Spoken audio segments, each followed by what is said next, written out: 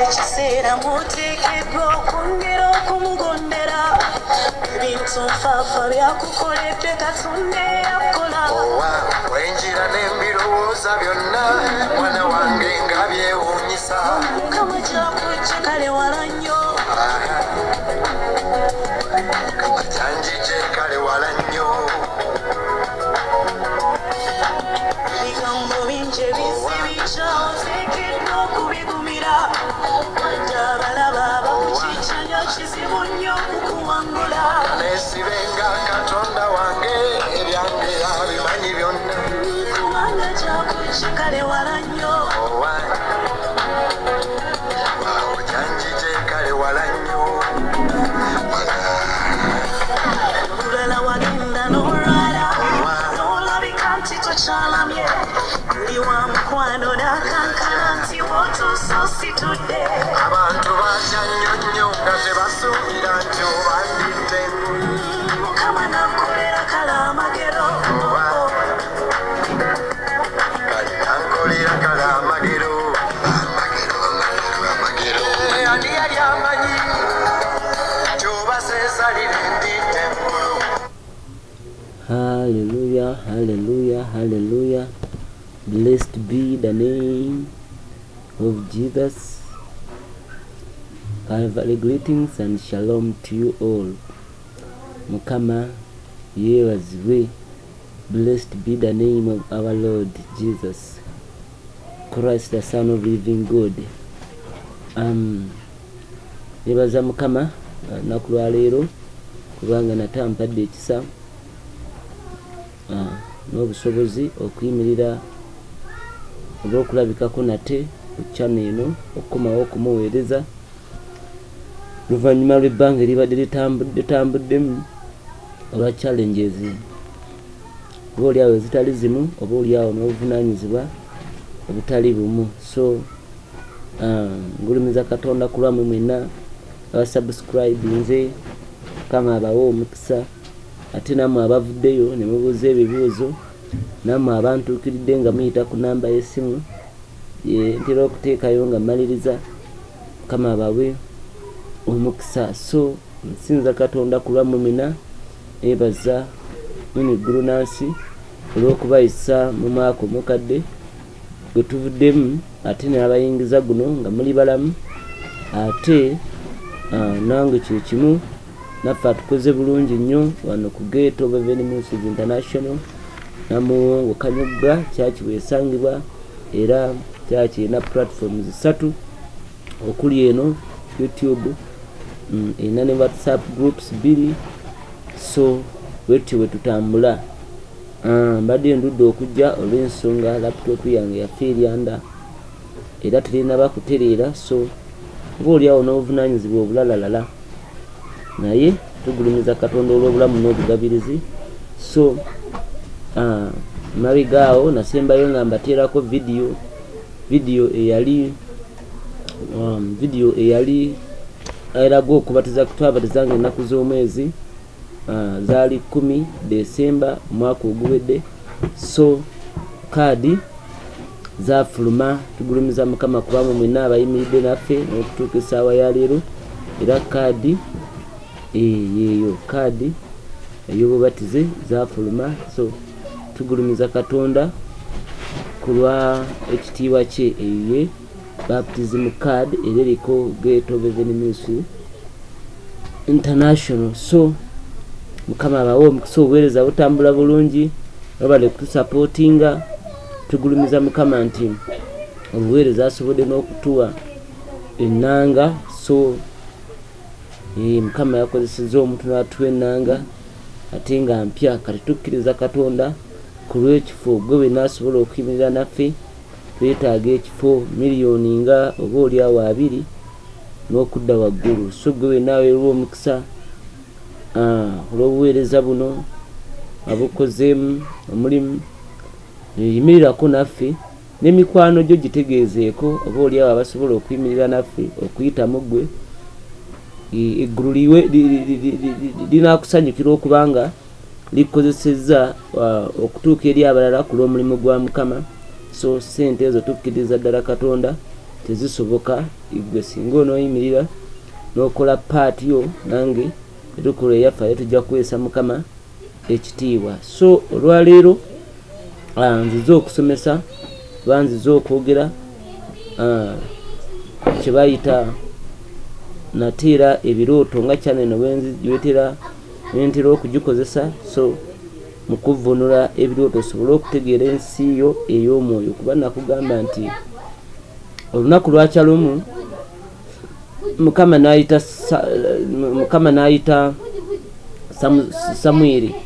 Samwiri n'agolokoka n'agenda naye nga tategeera Mukama kyayogera naye, paka Eriwe yamala omugamba nti kola booti ne booti. Naffe olwaleero mu mulembe guno Mukama ayogedde n'abantu bangi, mazima gali nti Mukama ayogedde n'abantu bangi ng'ayogera ku lw'obuweereza, akulaga okuweereza oba akulaga mu birooto oba mu bubonero, ng'ayogera mu ngeri efaanana bw'etyo naye n'otabitegeera. So eno channel twagala okuyambako mu linnya lya Yesu okutegeera biki Mukama byayogera naawe era byayagala okole osobole okuweebwa omukisa. Eriyo abantu abamu bendabyeko benali mpuliddeko era nga Mukama yayogera naye olwa misinterpretation olw'okulemererwa okuvunula Mukama byayogedde n'asuulawo omulimu gwe, yali ali bweru eyo n'agusuulawo n'adduka n'akomawo Uganda nti Mukama antumye kumuweereza. So yatuuka e Uganda embeera n'emutabukako n'amaliriza ng'ate oba oliawo akutte ekkubo eritaali ddungi. So bangi abafaanana bwe batyo, naye channel efaanana bweti. Mukama atukozesa okusobola okulaba nga tutegeera biki eggulu ebyogera. So subscribinga gabanako ne banno atoyimirire naffe okutusapootinga omulimu gusobole okutambula, ojja kuweebwa omukisa mu linnya lya Yesu maanyi ag'omwoyo omutukuvu. So yebaza Mukama kulaba bonna abasapootinga obuweereza mulimu eby'ekkumi mu nsigo mu biweebwayo n'abatugulira data. Mukama abawe omukisa. Amanya n'eddoboozi Brian Bajimbe Mark kuva mu Gate of Heaven Ministries International. So olwaleero nzize okusomesa ku kiruki, olwaleero nzize okusomesa ku dream about fish oba ekirooto ekikwatagana ku byennyanja. Obadde oloota ebyennyanja nga tumanyi kye bitegeeza, obadde oloota ovuba ebyennyanja, obadde oloota ebyennyanja bisitwagulinga naye nga amazzi mafunda, obadde oloota okutta ekyennyanja nga kimu nga kizitowa, obadde oloota ebyennyanja mu nkola zonna oba mu ngeri zonna. Olwaleero twagala twogere ku byennyanja. So njagala okutandika gwe mutwe omukulu, ebirooto ebikwata ku kyennyanja. So tuula ate ogenda kuweebwa omukisa. Njagala okutandika n'ekitabo kya Mako. Mako ye Maaka mu luzungu 1:16. Bayibuli egamba etya? Bayibuli egamba nti Maka 1:16 nti Bayibuli bweti bweyogera nti bwe yali ng'ayita ku lubalama lw'ennyanja ey'e Galilaaya n'alaba Simooni ne Andereya muganda wa Simooni nga basuula omugonjo mu nnyanja kubanga baali bavubi. Haleluya! Kubanga baali batya? Baali bavubi. 17. Yesu n'abagamba nti mujje muyite nange n'abafuula abavubi b'abantu. Mukama yeebazibwe. Amangu ago ne baleka emigonjo ne bagenda naye. Njagala nnyo verse 17 n'abagamba nti mujje muyite nange n'abafuula abavubi b'abantu. So Romans tugende mu Abaluumi bikula Abaluumi 1:16 neera 1:16 agambye atya nti kubanga enjiri tenkwasa nsonyi kubanga ge maanyi ga Katonda olw'okulokola eri buli akkiriza okusookera mu Buyudaaya era n'eri Omuyonaani, kubanga mu yo obutuukirivu bwa Katonda bubikulibwa obuva mu kukkiriza okutuusa mu kukkiriza. nga bwe kyawandiikibwa nti naye omutuukirivu anaabanga mulamu ku lw'okukkiriza. Njagala okumaliriza ne Yokaana 15 Yokaana 15 16 Yokaana 15 16 Yokaana 15 16 agambye atya? Agambye nti si mmwe mwannonda nze naye nze nabalonda mmwe ne mbateekawo mugende mubeerenga ebibala n'ebibala byammwe bibeererenga kyonna kye munaasabanga Kitange mu linnya lyange alikibawa oba mulikiweebwa. To God be the glory. Hallelujah, hallelujah. So twagala okwogera ku kyennyanja ekisooka. Ekirooto ekyekyennyanja, omuntu buli bw'oloota ebyennyanja okuloota ebyennyanja kaba kabonero akalaga divine call nga bwe tulabye mu Marko 1:16 17 mpaka ku 18 ng'agamba nti mujje n'abafuula okuba abavubi b'abantu. So mu nsi ey'omwoyo okubanga oloota nnyo ekirooto nga ovuba ebyennyanja n'akatimba obanga osudde neeti oli kuvuba obanga okutte eddobo oli kuloba, kaba kabonero akakulaga obuweereza oba kaba kabonero akakulaga okuyitibwa okw'obwakatonda. So byanjawulo bitya nti waliyo omuntu alotaye Eva nga atadde ekitimba mu mazzi ng'akutte ebyennyanja bingi ali kusika. Ako kaba kabonero akakulaga nti okuyitibwako oba ofisi yo oli mubuulizi wa njiri, evangelist oba omubuulizi wa njiri. Then eriyo abajja ng'olaba okwata nga si bingi obanga okwata kimu obanga okwata bisatu obanga oloba na ddobo, gwe naawe osobola okuba ne ofisi endala naye nga mu ofisi endala eyo era olinamu n'ekisa ekyokubuulira enjiri. So kitegeeza ennyanja y'ensi, ennyanja mu nsi ey'omwoyo y'ensi, then ebyennyanja be bantu. Kati okulaba mu mwoyo ng'ovuba ebyennyanja ng'obijja mu nnyanja ng'obiteeka ebbali oba ng'obiteeka mu lyato, eryato eba nsi ndala, y'ensi eya Katonda oba y'ensi ey'omwoyo. Then n'ensi eno mu nsi ey'omwoyo tegeeza ate ensi ya Katonda. Kitegeeza nti ebyennyanja be bantu bw'oba osika okuva mu nsi y'ennyanja ng'obifulumya okubijja mu nsi gye bimanyiridde, kwe kujja abantu mu nsi eya bulijjo ng'obayingiza mu nsi ey'obwakabaka bwa Katonda. So ekyo kye bayita okuva ebyennyanja oba okukwata ebyennyanja. Then eriyo okubanga toli muweereza ate nga olina ky'obadde osaba naye ekirooto kino nga tekiri frequent bulijjo nga kizze lumu n'okiroota lumu. So kaba kabonero akalaga nga bulijjo tokiroota naye ng'okiroose lumu, kaba kabonero akalaga nti ekisooka Mukama agenda kukuwa omukisa, prosperity oba okulaakulana. Ate era bw'okiroota ng'olina ky'obadde obuuza Mukama nti Mukama ntandike bizinensi eno, Mukama ngende nkole kino, Mukama akole kino, n'ofuna ekirooto ekyo eggulu liba likubikulira nga likugamba nti yes genda maaso era ogenda kulaba omukisa. Ate bw'obanga oli mukazi mufumbo ng'obadde okkiriza Mukama ku lw'abaana era kiba kitegeeza to be fruitful oba okubala ebibala oba okwekubisaamu oba omukisa. So kiba kitegeeza nti ogenda kufuna abaana oba ogenda kufuna omukisa ogwo gw'obadde okkiririza Mukama. Ebyennyanja neera mulimu eriyo abantu abavuba ama yeebazibwe nga gwe mulimu gwabwe terakutaleeyo nga gwe mulimu gwabwe gwa kuvuba. So mu nsi ey'omwoyo okulaba nga oli musajja mukulu toli eno toli eri naye nga olaba oba mukazi mukulu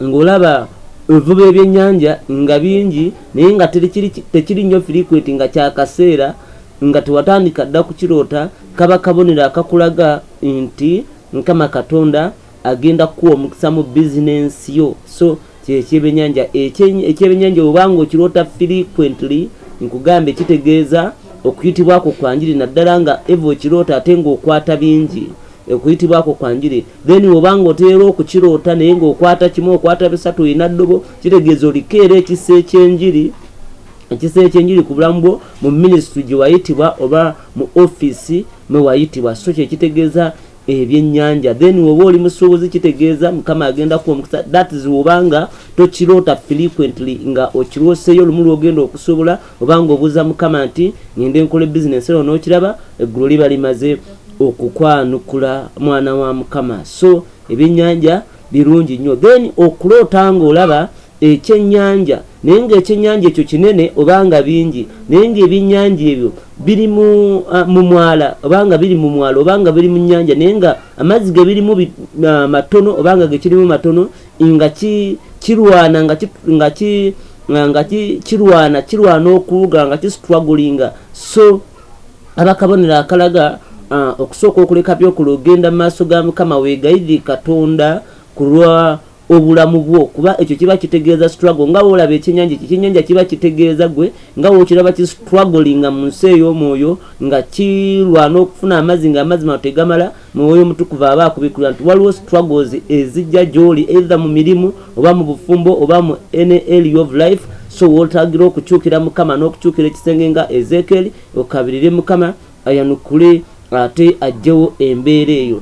Then okuloota nga ovuba ebyennyanja naye nga buli kyovuba nga byovuba ojjayo bifu ng'ojjayo bifu kaba kabonero akakulaga mu mwoyo nti oliko ekikusumbuwa olinawo okyamidde mu kkubo lya Katonda mu ntambula zo either byensi bikutwala YouTube ekumalawo olaba bitakwatagana oba olugambo oba ebirala byonna. So era ekyo ekyokuloota nga ovuba ebyennyanja bifu kiba kitegeeza loss of anointing oba okufiirwa amafuta agali ku bulamu bwo. Loss of anointing. So okufiirwa amafuta oba loss mu business ez'enjawulo zoba oli kwasaganya mu bulamu bwo nga omuntu. Ate okuloota ng'ovuba ebyennyanja naye ng'olaba tokwasa ng'olaba tolina kyofuna nga butimba bukalu ojjayo ddo bukalu it is an indication oba it portends oba kabonero oba kikulaga mu nsi ey'omwoyo nti Mukama kubikulira oba eggulu likubikulira nti mwana wa Mukama mu bulamu bwo okyalina kye bayita foundational curse ekibi ekyensikirano munda mugwe mukyalimu omwoyo ogwo kifaanagananga n'okuloota embwa nga zikugoberera. So kitegeeza waliwo ekitalo ekituufu okuva mu generation. Bible egamba mu Psalms 11:3 if the foundation emisingi egirizikirizibwa omutuukirivu kyalikola. So mwana wa Katonda mu nsi ey'omwoyo okulaba mukwano gwange nga ovuba naye nga tolina kyokwasa ekiseeka kitegeeza struggling and losses and failure okulafuubana okufiirwa n'okulemererwa mu nsi ey'omwoyo naye nga kyekireeta ebyo wabawo kye bayita kaasi ekikolimo kyotanaba kutula obanga tekiriiwo naye nga olina engeri gy'osesetuse mu maaso ga Mukama nga mu bulamu bwo mulimu kye bayita ekibi oba obujja oba obwenzi otandise okwenda oba stuff and like that. So Mukama aba akubikulira waliwo ekitalo ekituufu weetereeze. Then okulaba nga oli ku nnyanja naye ng'eryato liyuga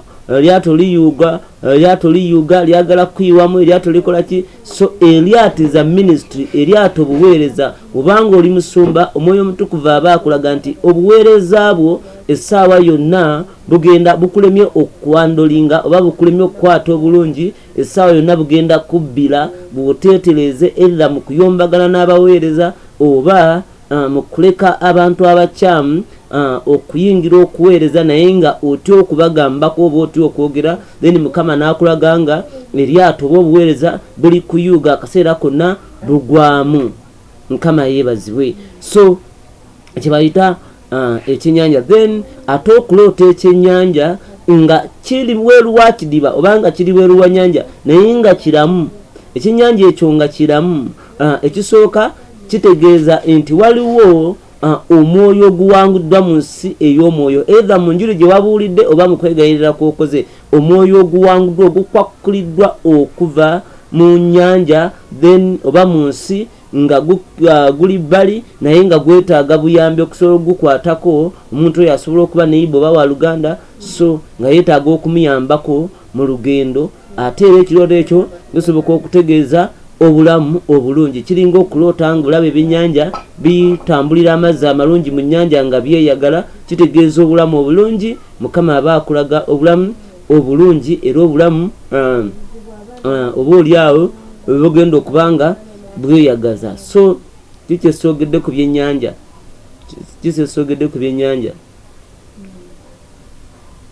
ndowooza byebyo ate okuloota nga oli kuvuba obanga oli kuloba naye ekyennyanja kyokutte oba ebyennyanja byokutte nebikusika nebikusuula mu mazzi nogwa mu nnyanja obanga nebikusika nebikuzayo nogwa mu mazzi kaba kabonero akalaga mu nsi ey'omwoyo nti mubuulizi wa njiri sooka ogenda onoonyeko mu maaso ga Mukama onoonye Mukama wegayire Katonda kwambaza amaanyi ag'omwoyo n'ekisa osobole okuyimirira okuweereza kubanga Mukama aba akulaga nti ogenda okuvuba mu nsi oba ogenda okubuulira enjiri naye tolina maanyi mu nsi ey'omwoyo so byogenda okubuulira ate emyoyo egiri mu nsi gyegikusika nga gikuzza mu nsi so egyo oyinza okusangira ebitali bituufu ne bikuwalula okuva ku kkubo so oba oli munafu spiritual ng'olina okuddako ebbali osooka onoonye amaanyi ga Katonda so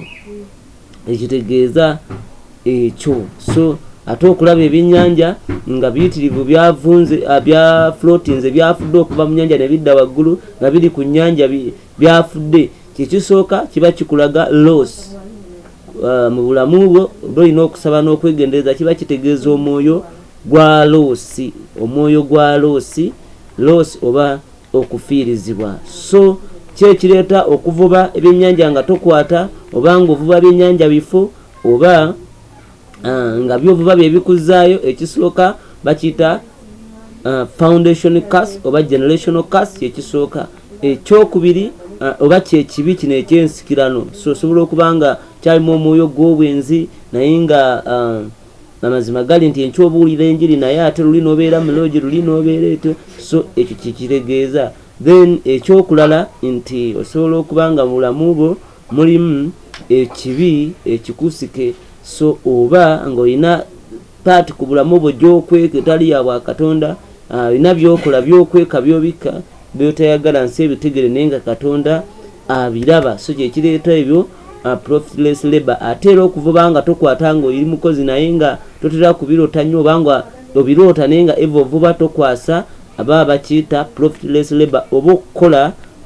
okw'obwereere okukola nga toyina kujjayo so ekyo kyennyanja leero kyetukutteko Mukama akuwa omukisa kirina ebirala bingi siyinza kubimalayo obanga olina kyonna kyotategedde oba kyesikonyeeko oli wa ddembe oku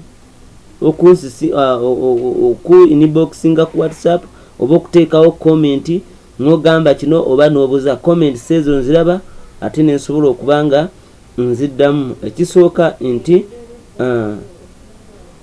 enamba y'essimu yange eri 0702 677 ebeerako ku WhatsApp essaawa yonna jangu obuuze kyoyagala naawe ayagala okutusapootinga tugambe ntwetaaga ttaka ng'alinayo miliyoni 10 alinayo 2 alinayo 5 alinayo emitwalo 8 tukwaniriza twetaaga kifo kya buweereza ge mazima so ate nga tukyetaaga mu bwangu tukkiriza Mukama yimirira naffe Mukama anaakuwa omukisa so nsisinkana ku namba eyo twogere ebisingawo naye oba oyagala bank account naye oba oyagala biki sisinkana so omuntu okoze otya eri abantu abali nga si balokole naye ng'ofuna ebirooto byenjogeddeko okufuba ebyennyanja okwata ebyennyanja nga bikibi byonna so Mukama wakikulaga aba akulaze plan eri ku bulamu bwo n'ensonga lwaki yakutonda okuteeka ku nsi naye ekyo tekikuwaggala nti Mukama agenda kubituukiriza nga wembyogedde kiyo ekikuwaggala nti ebyo byonna okutuukirira ekisooka kwe kulokoka oba obiroota nga tonnalokoka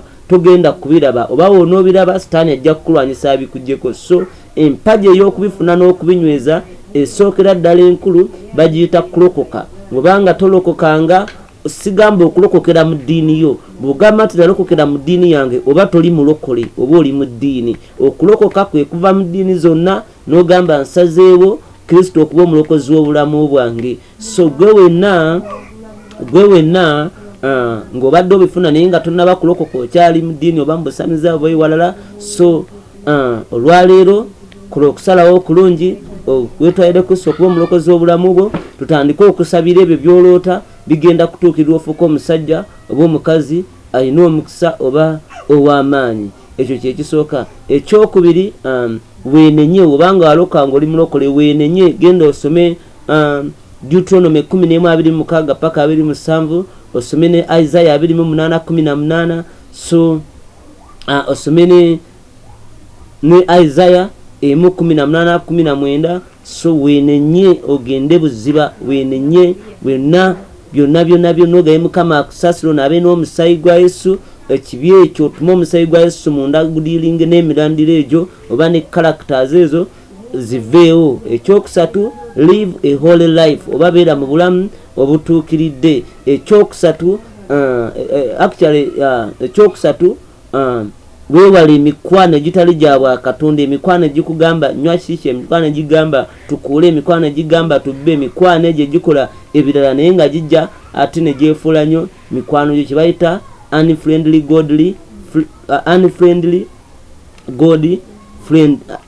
ungodly friends, emikwano egitali gya Bwakatonda. So gyewale egyo nagyo gimanyi okuleeta omuntu okuloota ebirooto nga takwasa byennyanja obanga tafuna. So Mukama aba akulabula. Kaakati gwe yalokoka, kirungi kola ebyo byenkugambye. Then atannalokoka kola step esooka. Kubanga oyagala okwetayira Kristo okuba omulokozi w'obulamu bwo, olwaleero mu linnya lya Yesu Omunnazaaleesi ogenda kuddamu ebigambo bino. Omusaayi gwa Yesu gujja kusinkana yonna gy'oli gukunaaze, ate ekitiibwa kya Mukama kirabisibwe mu linnya lya Yesu. Gamba Yesu, olwaleero nze teekawo amannya go, nsazeewo n'omutima gwange, era njatula n'akamwa kange okulokoka, era njatula nti ndokose. Sangula amannya gange kitabo ky'okufa ogawandiike mu kitabo ky'obulamu. Oliba oyita abalonde bo nange mbeera omu ku bo. Negaana eddiini zonna, emisambwa, setaani n'amaanyi g'ekizikiza. Nzikkiriza Yesu okuba omulokozi w'obulamu bwange era ndokose mu linnya lya Yesu Omunnazaaleesi. Kusabira Mukama akunyweze mu kyoyatudde era akuwe okumanya n'okutegeera. Sisinkana mu inbox twogere ebisingawo. Mukama akumpeera omukisa. Bye bye, shalom.